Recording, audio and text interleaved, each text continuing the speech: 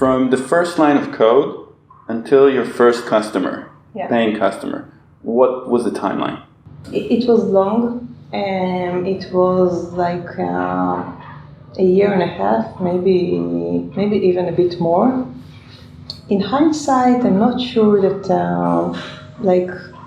I can't say that. I do think that it's very important to reach to your audience and the market as soon as possible, because there are some things that I really love the field of like getting dirty, and there's something about like sitting at the office, planning the things, and that you're so disconnected from the audience.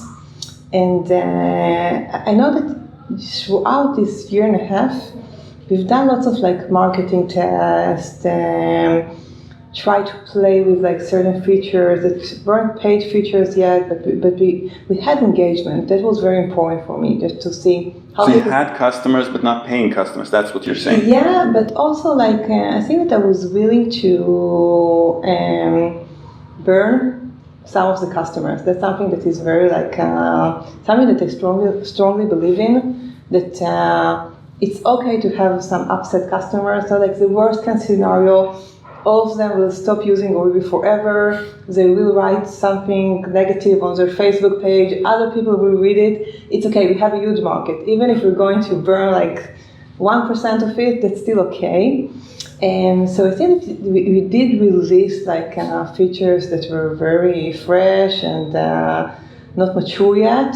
But it really helps us understand how they communicate with it, how they use it.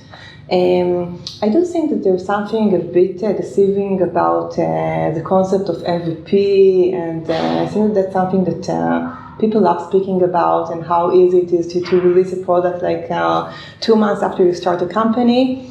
But in many cases, until you have like a good product, it's really, really hard to understand how people are going to use it. Because if you see people that use your product for like 20 seconds and then they leave, it is because they don't need it or because the technology is not good enough. So let's take like a tool like Waze, for example. If you were to use Waze for the first time and get like a really wrong estimation or like a silly route, you would stop it right away.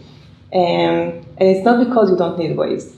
So I think like the MVP concept is a bit tricky. So I do think it's important to be in touch with your audience, and like for me it was very important to understand like the acquisition cost. Is it going to cost us like $5 to get a user or $500? So that's something that I was able to test to see what they're looking for. But I think that until you have like pretty mature technology, it's hard to say if people need the product or they don't.